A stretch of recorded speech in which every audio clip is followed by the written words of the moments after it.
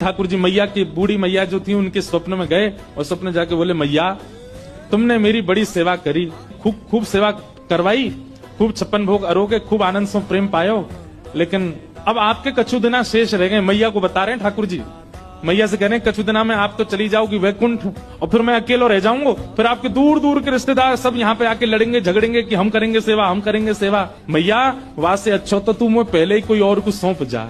तो मैया ने स्वप्न में ही पूछा, जय जय कौन है, कौन ऐसा सुहागन है जिससे आप अपनी सेवा कराना चाहते हैं? तब ठाकुर जी बोले, मैया एक बाबा तो भिक्षा ले हुए आवे, सनातन बाबा, वही को तू मुझे पधरा दे, मैं वही के पास ही अपनी सेवा करवाऊंगा।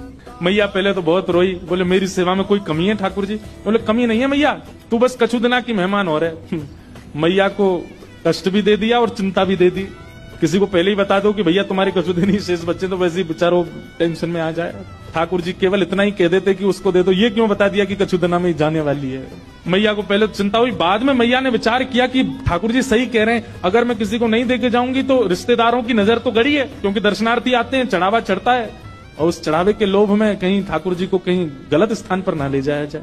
तो अगले दिन मैया ने श्रृंगार किया, भोग लगाया, इतने में बाहर सनातन गोस्वामी आ गए थे भिक्षा लेने। तो मैया गई और रोते रोते बोली, बाबा कल रात में स्वप्न में ठाकुर जी आए और आकर के मुझसे कह गए कि मुझे तो बाबा दे दो, अब तुम यहीं डटे रही हो, मैं ठाकुर जी को ला रही हूँ, उनको सब श्रृंगार सामग्री सब आपको दे रही हूँ, ठाकुर जी को ले जाओ, आप ही सेवा करो बाबा। सनातन गोस्वामी बोले, मैया मैया रुको रुको रुको रुको, हमको श्रृंगार करना नहीं आता, हम केवल नाम जप करना जानते हैं, राधे कृष्ण कृष्ण कृष्ण राधे राधे, 20 घंटा यही करवाओ हमसे।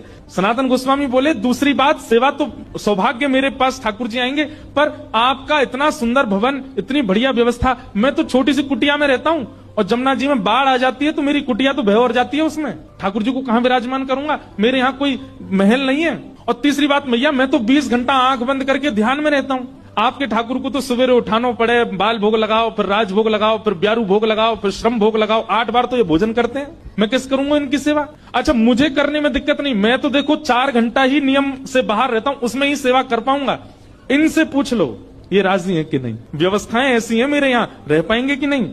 मैया बोली, आज मैं ठाकुर जी से बात करूंगी। रात में जैसे मैया सोई, स्वप्न में फिर ठाकुर जी कहा बात है मैया? बोले, बाबा के यहाँ ना तो घर अच्छा बनो भयो, ना भोजन की अच्छी व्यवस्था, रसोई घर भी नहीं है, आप तो 8 बार भोग लगाते हो, आपको श्रृंगार करवाना होता है, ये सारी व्यवस्था उनके यहाँ नहीं है, वो तो 4 घंटा ही नियम से बाहर रहते हैं, तभी आपकी सेवा कर सकते हैं। और हो सकता है मैं तो बढ़िया पोशाक पहनाती हूँ, बाबा तो केवल